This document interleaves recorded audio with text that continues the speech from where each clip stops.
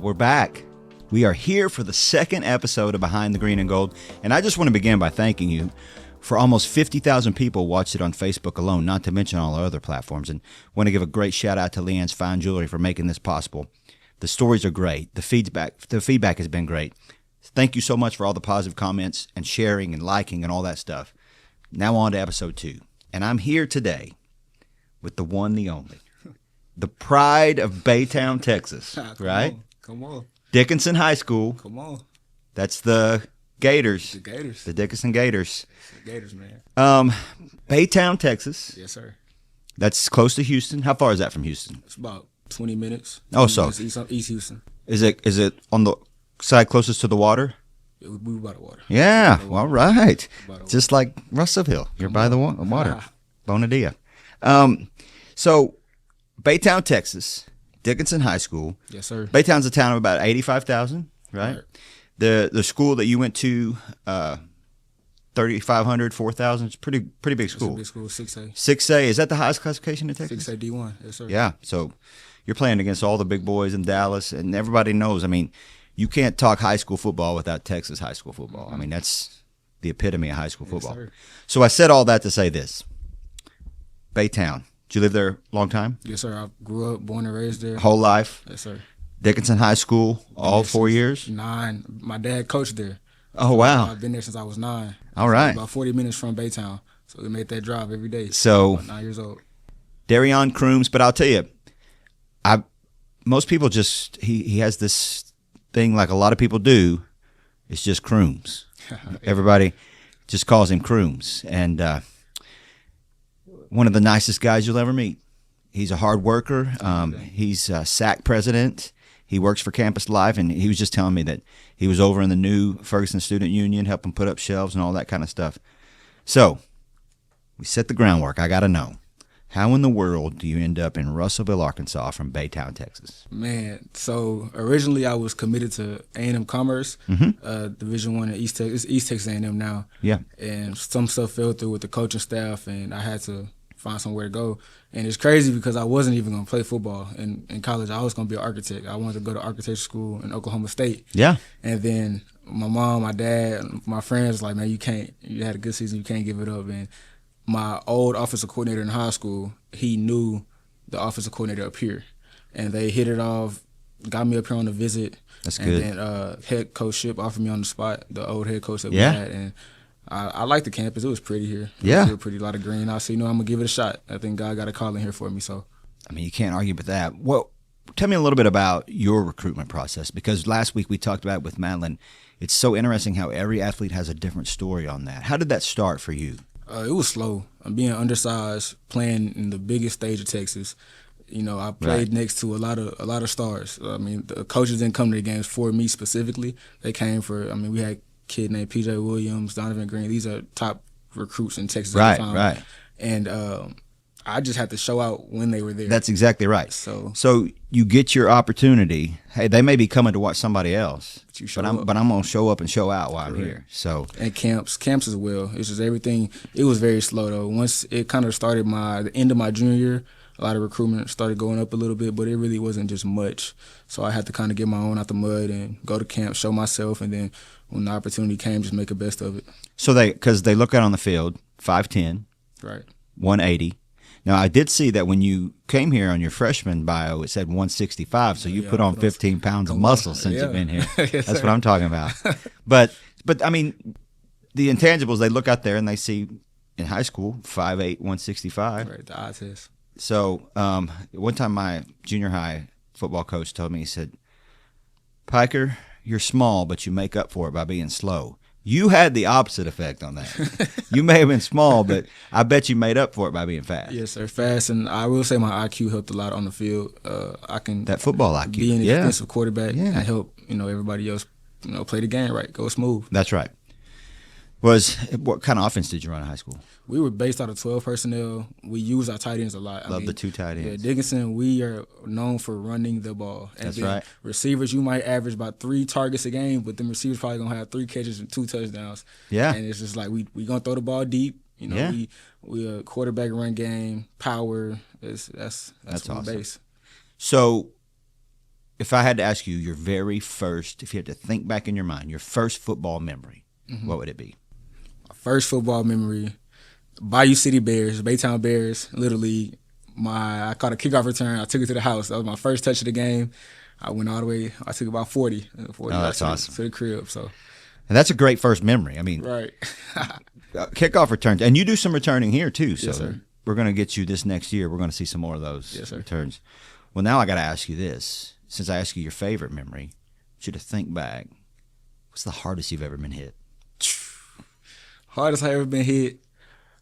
Probably, I wouldn't say this year. It was in high school. And I caught a hitch route, just a regular hitch. And the dude, he hit me, and I tried to fight for more yards, and the ref blew the whistle. The play was dead, and he just, like, picked me up, dumped me. I said, oh, my gosh. Next play, I scored, though. So that's good. Get back. So you still have any fear of going over the middle? Does that ever enter your mind, or you just have to put that out there and say no? Pre-snap, when they call the play, I'm like, oh, man. Here we go. Got to go that way. But then once the moment happened, everything just go away, and I just run. That's awesome. So what do you think's been your biggest challenge or breakthrough as an athlete? Let's first biggest challenge. What's been your biggest challenge as an athlete? Probably confidence. I think confidence level has been a challenge for me, just especially being self-aware, knowing that I'm undersized. It's kind of like, it can get mind defeating, like, oh, you can't do what other people can do. But that's probably the biggest hump I got to face, or I have faced, in being more confident within myself and believing in me. Absolutely. And like you said, and the old adage is if you tell yourself something long enough, you start to believe it. Right. But that's also true in the positive, too. So if you tell yourself something positive long enough, you'll start to believe that, too. And then you'll start to become it. And then once you see that success, that's what changes the difference. What's been your favorite game or moment as a Wonder Boy? Favorite game or moment? It's tied now. But before this season, I'd say it's always OBU. Anytime we play Ouachita Baptist at Ouachita, I love it. I love their environment. That's right. And then the fact you winning over there, it makes it a little bit better. So I would say my freshman year, we played OBU at OBU. We didn't win, but it was just the environment. I mean, that was my first game playing defense. I played nickel my freshman year. Oh, yeah. So I started that game at nickel, and I had a really good game. And this past year when we played over there, and then went to their house and won. Yes, sir. With Coach T the first time. Coach T, man. That's awesome. That was great. I will just say right now, to piggyback off that, good memories of this season, that was a catch at the end of the bowl game, by the way. We're just putting that out there. We definitely 100%. Should have a trophy. Yeah. Anyway. What's some of the lessons that you've learned from your coaches or teammates? Lessons that I learned from my coaches, I'll say Coach Golden, Coach Riley, and Coach Thompson as a whole, taking everything one step at a time, showing up every day, going to work, and then once the results show, it's like that's why we do what we do. That's right. And it's gonna show. It's gonna show every day. So just showing up, going to work, taking it step by step. Coach Riley's been a big influence on me, and Coach Golden. They all have been just. They always want to see me succeed. That's good. And they push me to my max and tell me like, hey, you can do it. So that's probably the lessons I've learned from them, taking it one step at a time and putting confidence in myself. That's good. So we've talked a lot about the sports, how you got here on the field. Let's talk about off the field a little bit. Mm-hmm. What kind of hobbies do you have? What's your favorite hobby? So I just got into golfing a little bit. Oh, yeah? Yes, sir. I like golfing. Yeah. I love sightseeing. So like in Houston, it's not much of – you got skyscrapers. You don't see a lot of stars because of light pollution. Right. So whenever I get out here, I tend to go to Mount Nebo. Yeah, it's beautiful. And I might bring a book and just read. People outside of Arkansas, I bet when you told your family I'm going to Arkansas, they're like, well, Arkansas? But it is beautiful. I'm glad you're getting to see that. What's your favorite TV show? My favorite TV show? It could be current, former, just your favorite TV show of all time. Favorite TV show? We go Fresh Prince of Bel-Air. Oh. I used to watch that all the time when I was little. You can't argue with that either. Can't argue with that. You got a funny teammate story that you want to share? Funny. I mean, last week Madeline threw Desi under the bus, and Desi didn't know that story, didn't know that was her. So now everybody on the team's calling her Skittles, or at least I am. You got a favorite funny teammate story? So at the bowl game, Diego, we were finna leave, and he wasn't downstairs. And so he walks outside with his helmet on, thinking that we still with the helmet in his hand, thinking that we're still in the hotel, but we weren't. And we were like, everybody seen him outside. He kind of chased the bus a little bit, and Coach T was like, "Nope, you should have got up." But Coach S like, "Nah, you should have got up." He don't play, and so we kept going. That's right. That was quite a laugh. I'll tell you that. It was quite a laugh. Okay, a few fast break, lightning round questions. Let's do it. Favorite class? Math. Just anything math. Pre-game song number 1. Southern University. Swag and Surf band. Oh, okay. I'm gonna put that on your list. Marching Look band. at that up. That's got to be good. Give me my song. Funniest teammate. Funniest teammate. Jonah Brown. One word to describe your team. Together. I love it. I love that. So now we're gonna talk a few more segments. What's a game changer moment for you? Has there been a game changer moment that just you in your mind you thought? And it could be on the field, off the field, just something where you said, this is a game changer moment for me. As in, like, turning life around in a sense? Life, sports. I will say a wake-up call. I treat every, like, trial I went through in tribulation as a lesson. So my sophomore year, freshman year, the second semester, I had heart surgery. So I didn't go. I missed the whole spring. I didn't have a spring ball. The whole offseason I was gone. I had a heart surgery, had an extra wire. My left ventricle had some stuff going on. And that was my first time ever having heart problems. And I feel like once the doctor told me I can play again, I can play football, Yeah. it taught me never take anything for granted. Absolutely. So it increased my faith a lot. So I think that was a game changer. That's definitely a game changer moment. Sure is. Coach said what? Oh, he said, like, what did Coach say? Yeah. Oh, man. Coach Golden be saying some crazy. Coach Thompson said some crazy stuff too. Okay, Coach said when he first got here, Coach Thompson said, if you see an old lady walk on the street, walk faster than her, pass her up. I remember that till I die. So we talked about your one of your favorite hype songs. What's your pregame playlist like? It's very smooth, very smooth. I'll listen to gospel at first, but I love listening to bands. It kind of like high school is like my vintage. It's almost like you're in game mode because when you're in the game and that band gets to playing, that you start to think that really would get you. And me growing up on the sidelines, as my dad's a high school football coach, that's all I used to hear. So it kind of gets me in that. All right, I'm feeling. That's it. right. Yeah. It's in your blood. It's in your DNA. You can't even help it. So, what is your off-season focus? What do you focus on? And going into this next year, which will be your senior year, Right. What is your off-season focus? I would say speed for the most part, just getting faster, just being more fast, and then mentally making the play required because I know I have the intangibles to do anything I put my mind to. That's right. So really mentally preparing myself and just going out there and ball. That's really it. Okay, green and gold gratitude. What are you thankful for here at Arkansas Tech? The village.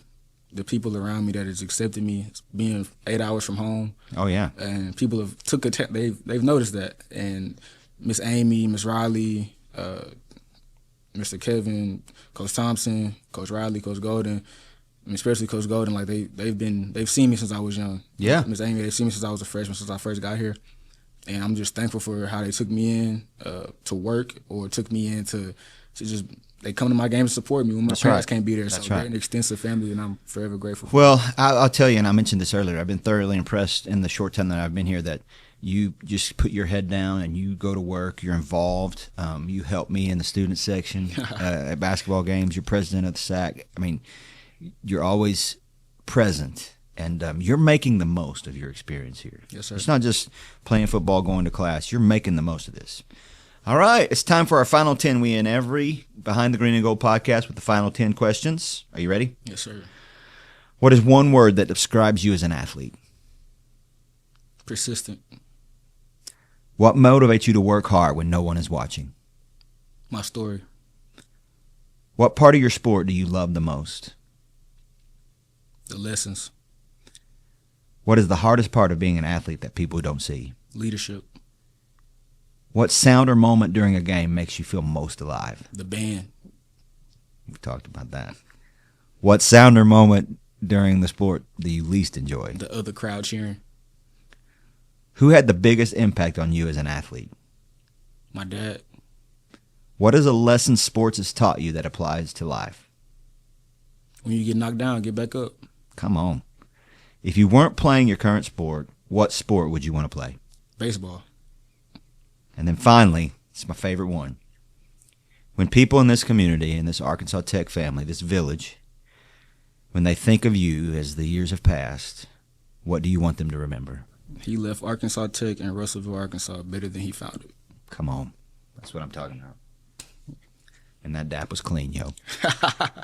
Thanks so much. I mean, great job, Crooms. Appreciate Your parents should be proud of you. Yes, sir. Thanks so much for checking us out. It's so good for me. I think if nobody else even watched this, I would want to do this just so I could hear these great stories. Behind the Green and Gold. It's on all your streaming platforms. It's on. Shout out to my mama too. Oh yeah, That's my mama and grandma. That's right, mama and grandma. We're gonna get you all in there. Facebook. We're gonna show the whole video on Facebook. It's gonna be on Spotify, Apple Podcast, YouTube. Check us out in all those places. Once again, thanks to Leanne's Fine Jewelers for helping us out to get these on the air. And we're so glad that you've joined us and became a part of this Behind the Green and Gold.